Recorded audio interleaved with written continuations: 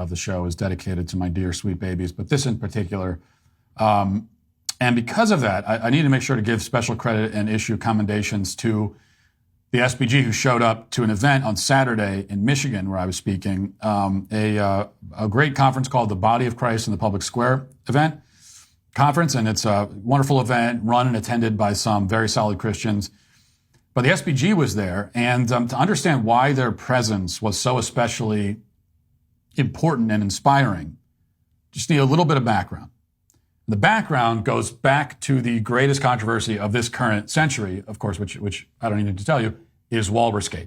A controversy which did not conclude and was not settled when Ben Shapiro finally released his grip on my life-sized stuffed walrus. That was only the end of chapter 1. That was one struggle and the beginning of another one, because now that it's been officially given to me, in theory anyway, the next step is to bring it home. But home is where my wife lives. And she has never been on board, I'm afraid to say, stuffed walrus. She has never understood my pain over its absence, nor my desire for its presence. And that's why, to this day, the walrus still is not at my house. It's not there. It's still at work, still in the studio. In fact, my wife went around me. She usurped me and started texting and calling people at work to prevent them from bringing it home. This is true. It's what she did. I was actually on the air one day, and she was conspiring. She and my assistant, Tessa, were, in particular, reached some sort of agreement whereby now the walrus is still at the office. It's not at my house.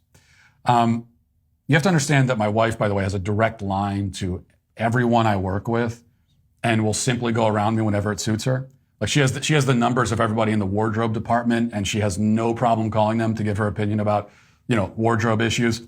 She obviously is in touch with everybody, and somehow this agreement was sorted out, and so I don't have the walrus now. So anyway, my wife's argument against the walrus is that, number one, she thinks we don't have room for it in the house, which is absurd. Because if we lived in a damned double-wide trailer, I would still say we have room for the walrus. Okay, get rid of the couch and put the walrus there. You can sit on it too, by the way. And she says that we can't fit it through the door, which, okay, you can take the door off. You can cut a hole in the side of the house. It's been done before. It can bust through the wall like the Kool-Aid man. Whatever you got to do. These are not real problems. These are excuses. I'm a solution man. I'm not an excuses guy. I don't want to hear the excuses. Tell me the solutions. I'll tell you what they are. Cut a hole in the wall. That's it. That's the solution. This brings us to the event this weekend, which my wife attended with me, and she was in the audience when someone came to the microphone during the Q&A, addressed me as Sweet Daddy Walsh, which creeps my wife out to no end. So I was so glad she was there for that. And then also asked about the walrus, and it gave me an opportunity on the stage with the microphone to make my case for bringing the walrus home. And I was able to get the audience to applaud along with me. So it was like 400 against 1. And you have to understand, in a marriage, it's a man-woman argument.